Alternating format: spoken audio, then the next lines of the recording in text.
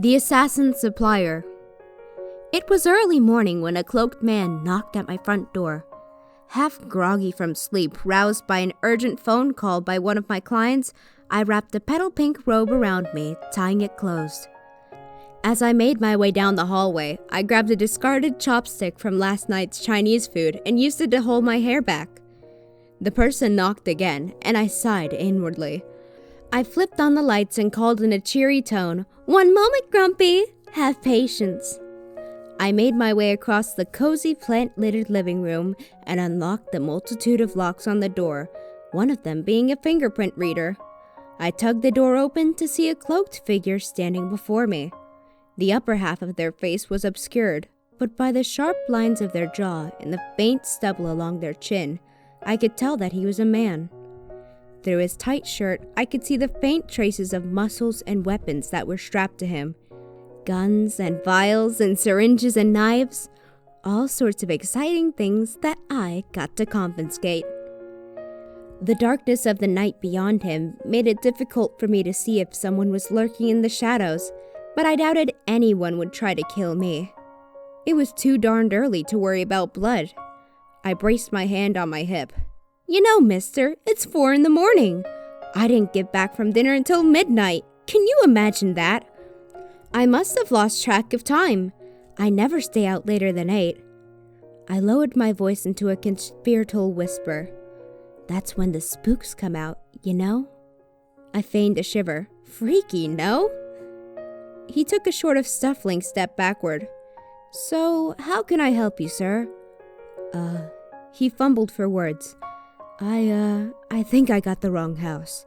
I clicked my tongue and shook my head. "Silly, come get your poisons. It's cold out there.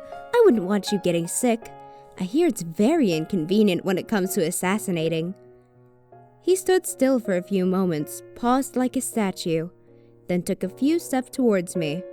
I stepped aside, letting him in. However, I grabbed onto the tail of his cloak as I shoved the door closed. I gave it a firm pull, and he snapped his head towards me, causing the hood to dislodge. "Oh my, you have the most wonderful green eyes," I said, giving the cloak another tug. Getting the message, he shrugged it off and cast it aside on the antique chair sitting nearby. "My second husband had green eyes too, though they were far less charming than yours. If he had eyes like yours, maybe I wouldn't have killed him." I hummed for a moment as I puzzled over his appearance. Indeed, his eyes were like my second husband's, but with actual intelligence laying beyond. If only idiot Oscar hadn't thought my hemlock leaves were mint, he wouldn't be ash on the wind. I gestured to the old, worn dresser on the other side of the hall. He looked at it, an eyebrow raised. I let out a strangled sigh.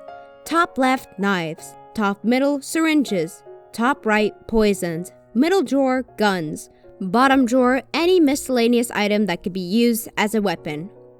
He gave me a confused glance as he shucked off all of his weapons, slotting them into the assigned drawers. When he finished, he looked back to me and asked, "Why did you take away my poisons when we're walking into a den of them?" I shrugged a shoulder as I stepped up into the house of proper.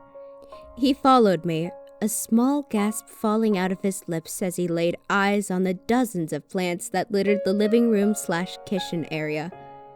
They hung from the ceiling, sat in planting pots on the floor, lay dried in bottles tucked away in many different areas. The air was full of an earthy scent so unlike anything else. You'd have to identify them first. Even a genius botanist would have trouble finding adequate and fast-acting in this mess.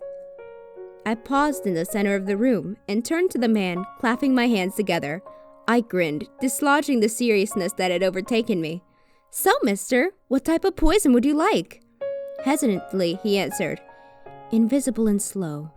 Painless, preferably." "Ah," I said with a wink. "Political espionage, I see. I have just the thing." He looked at me flummoxed as I made my way around my house, gathering items and mixing them together with a mortar and pestle. It wasn't even 5 minutes later and I had a vial full of murky green liquid. I handed it to him and said, "That'll be 2,000. Grumbling at the price, he took out the cash and dropped it in my hand.